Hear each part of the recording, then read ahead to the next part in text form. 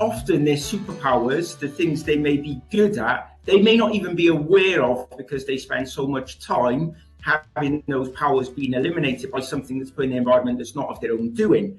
And if it happens long enough, you can become completely immune to your strengths and your abilities and your superpowers. I was really wanting to bring that to the fore, to allow people to see their inner strengths and their abilities, their superpowers, whatever they may be, about finding our inner strengths and our abilities and believing in ourselves, and then being able to show others, and also for managers and leaders to understand that what they do impacts on others, right? So they can put stuff in other people's world that it stops them being able to be their unique and incredible selves.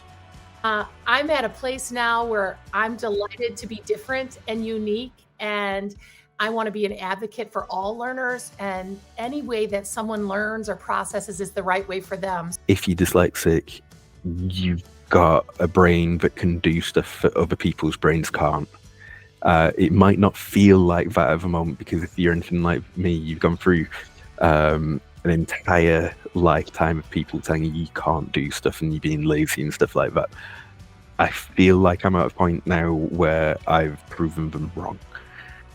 It's taken me a while to get here, but I think over the past few years, it's come to my attention that being extremely empathetic is a symptom of dyspraxia, and it's something that I feel is a real positive now. I used to see it kind of negative and people would tell me I'm too sensitive, but I really own it, and I don't think there's anything wrong with being compassionate and empathetic to others. I also have a determination that some people think is quite rare. I'm really determined to meet deadlines. I'm really determined to finish tasks, and I just will not give up until I've kind of accomplished what I'm after. So those are my two positives.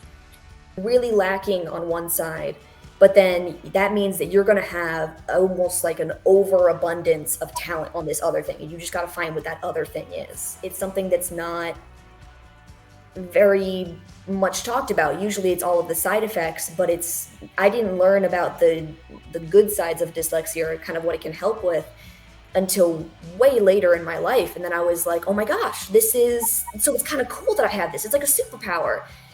And I told my mom that, and she almost started crying, because she was like, she had seen how much it kind of like affected me throughout my life, and for me to finally be like, but it can also be a good thing. I was in primary school when I found out I was dyslexic, but back then there was a real stigma against, you were the stupid kid in class, or the kid that struggled with reading and writing.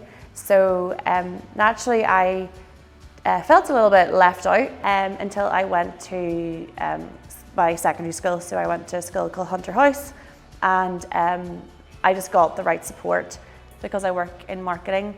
It's a really creative role, which suits me, and I think that suits my dyslexia, which I now see as a real superpower.